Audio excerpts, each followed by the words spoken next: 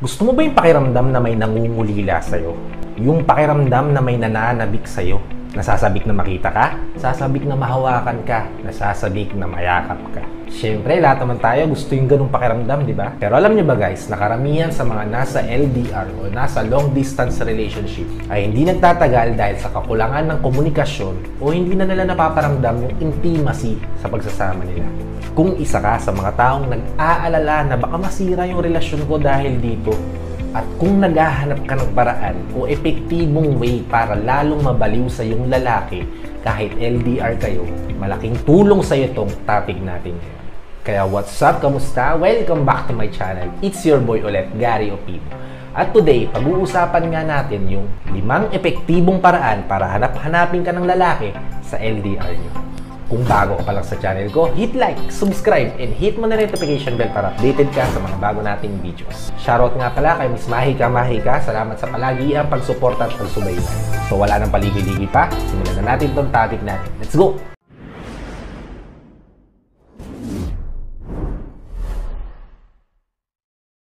Limang epektibong paraan para hanap-hanapin ka ng lalaki sa LDR. Number 1. Take care of yourself. Para lagi kang hanap-hanapin ng taong mahal mo kahit magkalayo kayong dalawa. Dapat handa ka maging masaya kahit wala siya sa tabi mo. Hindi mo kailangan i-focus ang lahat ng attention nyo sa isa't isa. Dahil kapag masyadong nakapokus yung attention nyo sa relasyon nyo, mas madali kayong magsasawa sa isa't isa. Pag nasa long distance relationship ka, hindi mo dapat nire-rely yung lahat ng happiness mo dun sa partner mo. Dapat alam mo sa sarili mo kung paano ka magiging masaya kahit malayo siya.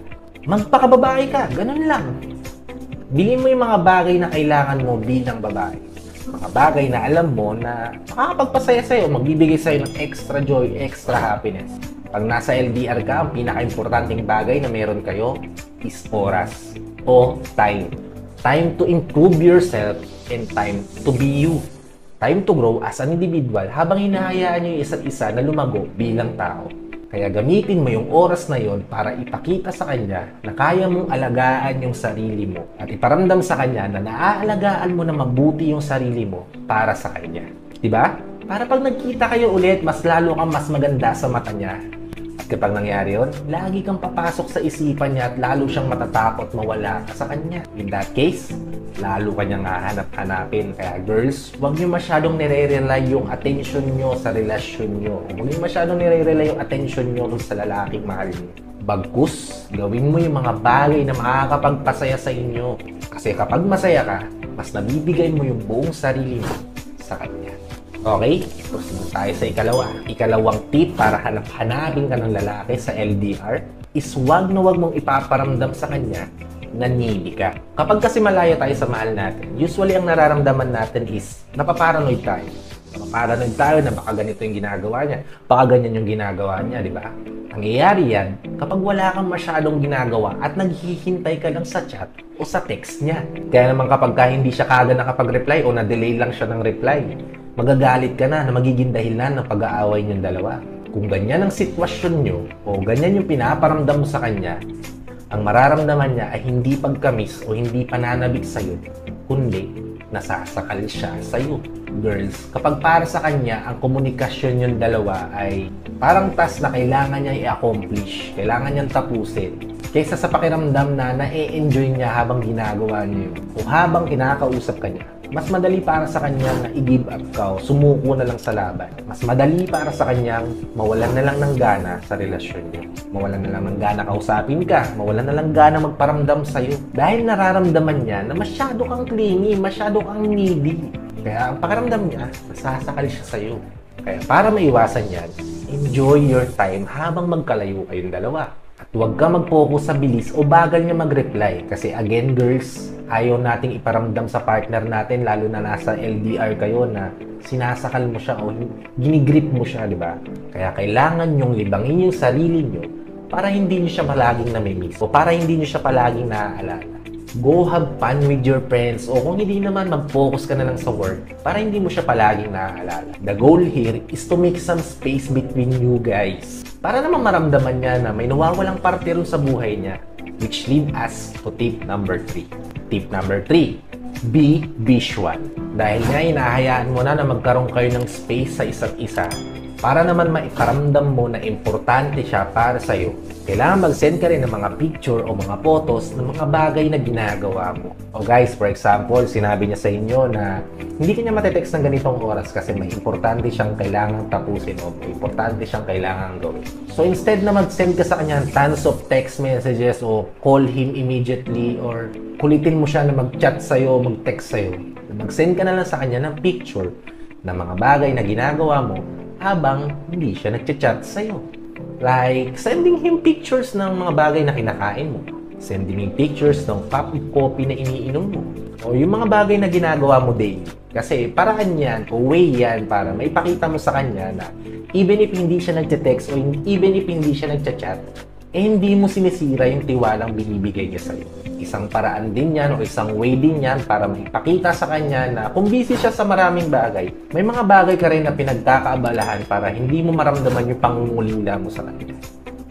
Kasi pag naparamdam mo to sa kanya, bukod sa hindi niya mararamdaman na task yung pagte-text o pagchat sa'yo, hindi niya rin mapipil na nasasakal siya sa relasyon niyo. At for sure, kapag ganyan ang ginagawa mo, mas mamimiss ka niya ng sobra. Dahil makita niya yung mga bagay na ginagawa niyong dalawang magkasama dati. At by that, lalo kanyang mamimiss, lalo kanyang maaalala. Which leads us to tip number 4. Tip number 4, triggering happy memories. Since magkalayo nga kayo, marami kayong mga bagay na namimiss gawin na magkasama. And by doing tip number 3, which is sending photos of what you are doing, makes him miss you a lot. Especially kung yung bagay na ginagawa mo o yung bagay na napicturan mong ginagawa mo is yung bagay na ginagawa nyo dati nang magkasama kayong dalawa. O kung LDR kayo pero hindi pa kayo nagkikita o hindi pa kayo nagkakasama, yung mga bagay na gusto mong gawin nyo na magkasama. Isang malaking bagay kasi yan para maparamdam mo sa kanya yung excitement. Yung excitement na makilala ka, na makita ka, na mahawakan ka. And when you do, you will now have some happy memories na pwede mong sabihin sa kanya o pwede mong ipaalala sa kanya kapag nagkalayo na kayong dalawa. Happy memories na ginawa nyo na hindi nyo makakalimutan. Ikaw na bahala kung ano yun at kung paano mo sasabihin yun sa kanya. Pero mas mainam na kapag pinapaalala mo yung happy memories nyo together, mas maganda kung in full details mo siya ipapaalala sa kanya. Ilarawan mo sa kanya na parang magkasama kayo na nandun kayo sa mismong lugar. At kapag nagawa mo yan, 100% o garantisado yan, magkakaroon kayo ng mas maraming topic na pag-uusapan. At bukod pa doon, magugulat ka na lang na sasabihin niya sa'yo na miss na kita. Okay? Tayo sa ikalimang paraan o ikalimang tip para mamiss ka o hanap-hanapin ka ng lalaki sa LDR nyo is by making him know that you are a valued woman. Isa sa mga bagay na gustong-gusto ng mga lalaki ay yung mga babae na ang hirap abutin, yung ang hirap niyang ma-reach. Kasi kapag na-reach ka nila, 100% i-cherish ka nila at pangangalagaan ka nila. Hindi nila hayaang mawala ka sa kanila. Kaya para sa inyo na nasa LDR o nasa long distance relationship ngayon, mahalaga na iparamdam mo sa kanya kung ano yung halaga mo bilang babae. Ipaalala mo sa kanya kung gaano ka ka-high valued woman. So paano nyo nga ba ipaparamdam na high valued woman ka? By making him feel or by showing him na kaya mong tumayo mag-isa. Na kaya mong mabuhay ng walang suporta ng kahit na sino. Ipakita mo sa kanya na kaya mong maging masaya nang hindi umaasa sa kanya o umaasa sa ibang mga tao. Kapag naramdaman niya na high-valued woman ka, mararamdaman niya yung takot. Yung takot na mawala siya sa buhay mo. At kapag nangyari yan, lalo siyang mangungulila sa iyo at lalo kanyang mamimiss every time na magkalayo kayong dalawa. Alam niyo ba girls, na yung tips na binigay ko sa inyo, alam niyo na sa sarili niyo. Pero bakit nga ba ang hirap-hirap gawin nito? Kaya ang hirap gawin yan kasi natatakot tayo. Natatakot ka na baka kapag hindi mo siya tinext, hindi niya na maramdaman na importante siya sa'yo.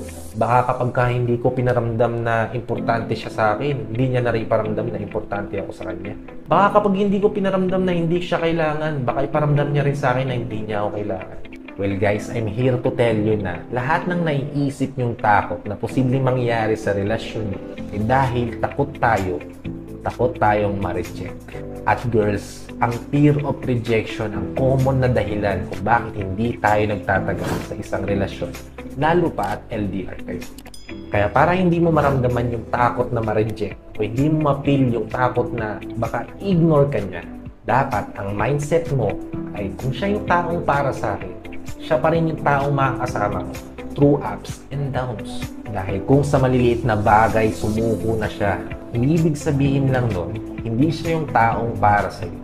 At dumating siya sa buhay mo para i-prepare ka sa much better person na makikilala. Na-prepare ka for something much better than him. Kasi you deserve it. Whenever your heart is broken.